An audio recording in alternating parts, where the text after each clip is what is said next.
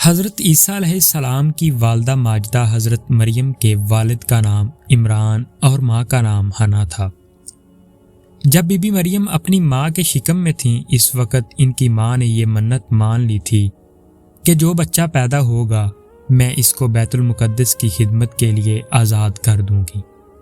چنانچہ حضرت مریم رضی اللہ تعالی عنہا پیدا ہوئیں تو ان کی والدہ ان کو بیت المقدس میں لے کر گئیں۔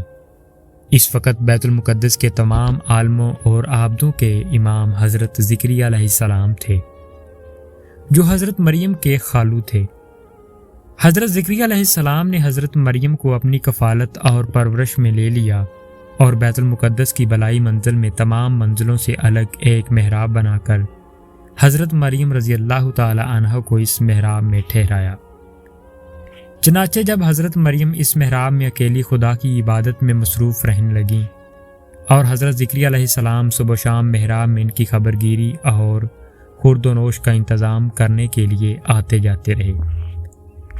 چند ہی دنوں میں حضرت مریم رضی اللہ تعالی عنہا کی محراب کے اندر یہ کرامت نمودار ہوئی کہ جب حضرت زکریا علیہ السلام محراب میں جاتے تو وہاں جھاڑوں کے پھل گرمی میں اور گرمی کے پھل جاڑوں میں پاتے۔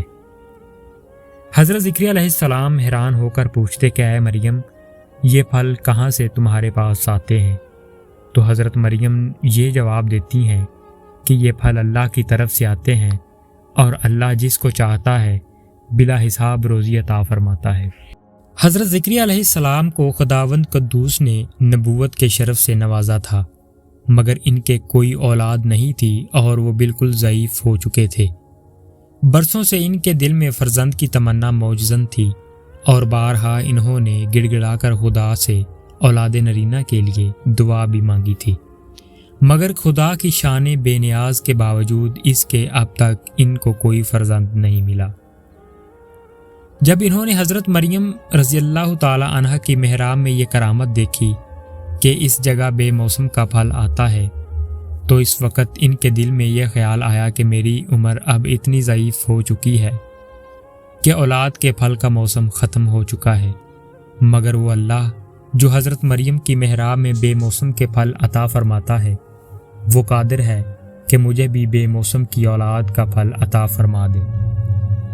چنانچہ آپ نے محراب مریم میں دعا مانگی اور آپ کی دعا مقبول ہو گئی، اور اللہ تعالیٰ نے بڑھاپے میں آپ کو ایک فرزند عطا فرمایا جن کا نام خود خداوند عالم نے یحییٰ رکھا، اور اللہ تعالیٰ نے ان کو نبوت کا شرف بھی عطا فرمایا۔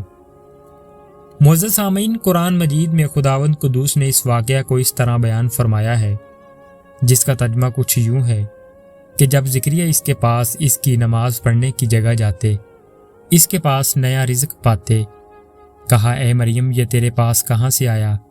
بولیں وہ اللہ کے پاس سے ہے، بے شک اللہ جسے چاہے بے گنتی دے۔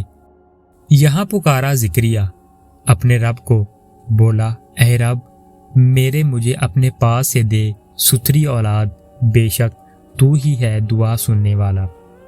تو فرشتوں نے اسے آواز دی اور وہ اپنی نماز کی جگہ کھڑا نماز پڑھ رہا تھا، بے شک اللہ آپ کو مستہ دیتا ہے یحییٰ کا، جو اللہ کی طرف کے ایک کلمہ کی تصدیق کرے گا اور سردار اور ہمیشہ کے لیے عورتوں سے بچنے والا اور نبی ہمارے خاصوں میں سے۔ معزز سامعین، اس واقعہ سے مندرجہ ذیل عبرتوں کی تجلی ہوتی ہے جن سے ہر مسلمان کو سبق حاصل کرنا بہت ضروری ہے۔ اللہ پاک آپ کو اور ہمیں نیک اعمال کرنے کی توفیق عطا فرمائے۔ وما علینا الا البلاغ المبین۔ شکریہ۔